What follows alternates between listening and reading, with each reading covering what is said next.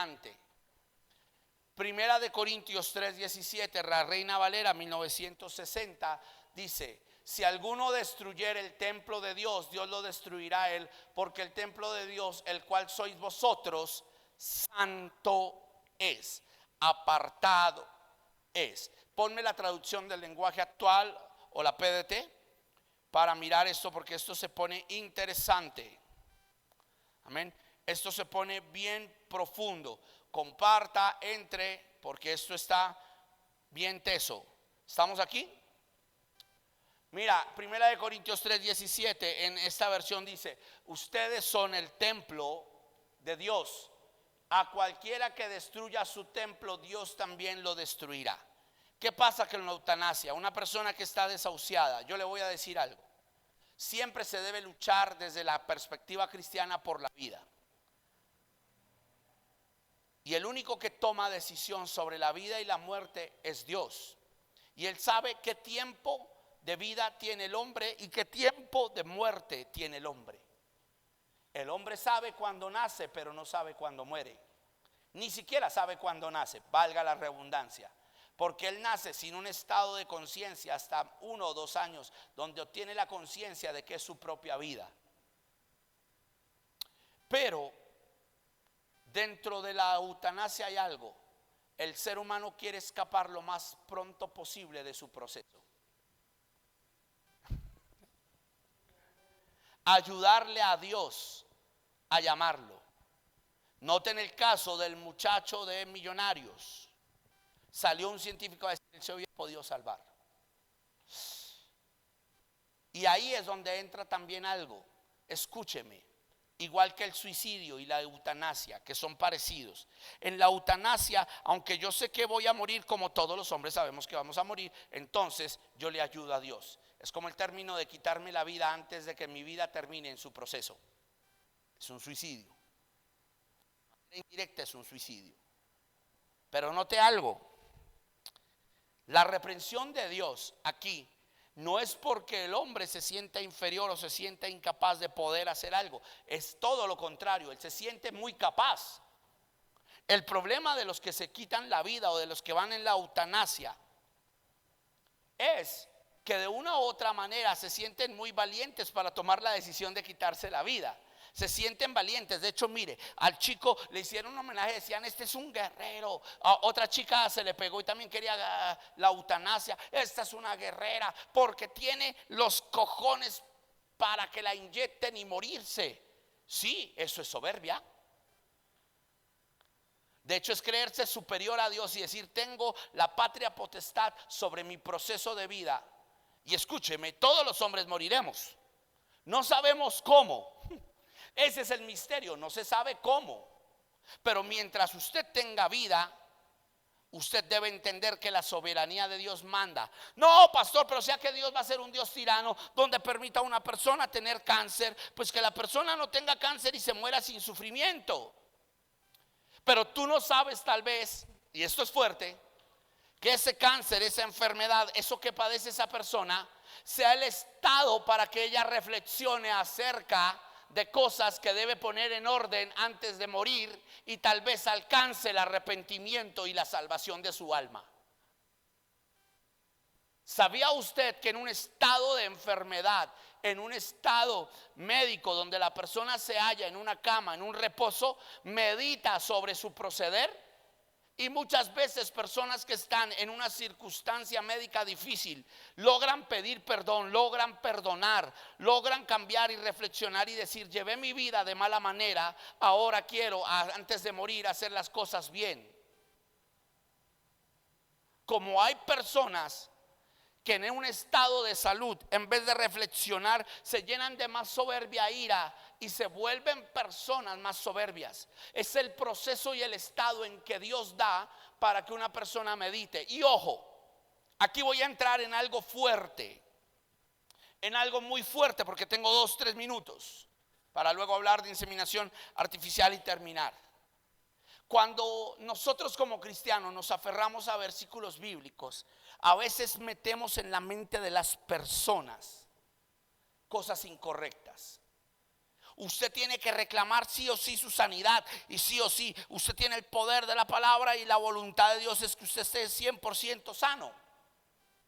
Y citamos versículos como Isaías 53: por sus llagas fuimos nosotros curados, el precio de nuestra paz fue sobre él, y por sus llagas fuimos sanados. Y luego citamos Hebreos: por él fuimos sanados, y nos aferramos a una sanidad. Y eso está bien porque eso es de fe. Pero déjeme decirle algo: el pasaje no habla de una sanidad física. La palabra por sus llagas fuimos sanados proviene de un contexto griego y hebreo, o más hebreo que griego, porque está hablando Isaías, y el contexto hebreo de Isaías se traduce al griego como soterios. La palabra soterios es que por sus llagas fuimos salvos. Es el contexto original, no sanos, salvos. Esto es impresionante. Y está diciendo que por sus llagas fuimos salvos. Y está hablando de que fuimos sanados del pecado.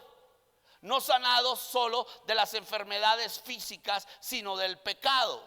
Por eso usted ve que incluso hay hombres de Dios como Julio Melgar que mueren con una enfermedad. Y le hago una pregunta: ¿usted cree que Julio Melgar no fue salvo? Si un día antes de morir Julio Melgar dice: prefiero morir creyendo que vivir dudando, la gloria sea para Cristo. Pero él entendió que el proceso de su enfermedad lo acercaba más a Dios. Y un pastor le dice: mira, muchos están declarando sobre ti y que no aceptamos un no por respuesta, pero nadie le puede torcer la mano a Dios. Y Julio Melgar dice: mira, en un concierto él dice: nada me había pasado, pero este proceso que estoy viviendo me ha llevado a adorar más a Dios, a acercarme más a mi familia. Y si yo muero, que mis hijos sigan el legado, no se aparten de Cristo. Lowsan, el hijo de Julio, ahora es un gran adorador. Y él dice: el legado de mi papá continuará. Mi papá me enseñó que el vivir en Cristo, él había podido, y él lo dice, él había podido inyectarse y ponerse la eutanasia, pero mi padre dijo: no, el proceso de Dios lo viviré y no me apartaré de Cristo, ni a izquierda ni a derecha, venga bien o venga mal para mi físico, porque aunque este hombre externo se deteriore, el interno se rejuvenece y me voy a ir a gozar con el Señor. Impresionante. Impresionante. Así que ¿cómo hacemos o tratamos la eutanasia? Cuando una persona está sufriendo, desde el término de la psicología cristiana o de la consejería, a decirle: esperemos, busquemos qué quiere Dios. No te saltes el proceso de Dios. Dios a cada hombre le da un día de nacer y un día de morir. No te adelantes, porque si destruyes tu cuerpo, destruyes tu templo. Y escúchame, Dios determina qué hacer con su templo. Él lo levanta, Él lo destruye. Él es Dios. Él es Dios. Él determina cuándo vives y cuándo mueres. Incluso tú no necesitas una eutanasia para morirte. Hay personas que un paro cardíaco y ya. Hay personas que se acuestan a dormir y no se levantan y ya. Fue el día. Pero no podemos atentar contra la soberanía de Dios. Desde la perspectiva de la bioética, lo más recomendable es que siempre se defienda la vida. Amén. Dios es soberano. Esto tiene que ver con la soberanía de Dios. O sea que Dios es tirano y quiere que la persona sufra. No, porque muchas veces esa enfermedad no lo lleva a un sufrimiento, lo lleva a una paz, a pedir perdón, a buscar la sanidad de su alma y a poner todas las cosas en orden. No sabemos cuáles son los preceptos de Dios, pero el hombre que se sujeta a Dios crece. Por eso un cristiano no debe pensar en la eutanasia. Y cuando un cristiano halle el consejo para una persona que quiere la eutanasia, el cristiano debe llevar a la persona a que crea en que Dios puede hacer un milagro de sanidad, o a que Dios lo está procesando para sanar algo, y que todo tiene un tiempo y un proceso bajo el sol, para que el hombre pueda aprender a reflexionar sobre su camino. De hecho, la Biblia dice que Eliseo murió de la enfermedad que tenía y era el profeta de Dios. La Biblia también nos dice que hubieron hermanos que murieron enfermos. Y la historia, escúcheme, en la peste negra, muchos cristianos fueron enterrados, misioneros fueron enterrados. Se llenaron de la peste negra. Y ellos habían podido pedir al rey V, al rey Felipe IV, que los quemara vivos, como estaban haciendo con otros infectados de la peste negra. Pero cristianos decían: no, déjenme aquí. Y sabes, morían cantando: cuál grande es Él, o he decidido seguir a Cristo, al fin de decir: por encima de la enfermedad, por encima de la vida, por encima de la muerte, Dios es Dios. Impresionante, impresionante. Por último, en estos 2 minutos, quiero hablar de la inseminación artificial, y estos serán los temas que podremos tratar en Bioética 2. ¿Qué hacer cuando dos esposos, ella y él, no pueden dar a luz hijos? Porque de pronto hay un problema en ella, un problema en él. La inseminación artificial, ¿es permitida o no es permitida? Bueno, la Biblia nos dice que todo dentro del matrimonio, si son esposos, es permitido. Es decir, que se coja el óvulo de ella, que se coja la esperma de él y se fecunde, o se ayude médicamente. Pero si el óvulo es de ella y el esperma es de él, porque es el vínculo del matrimonio, es el término o el símbolo de la penetración del hombre y de la mujer.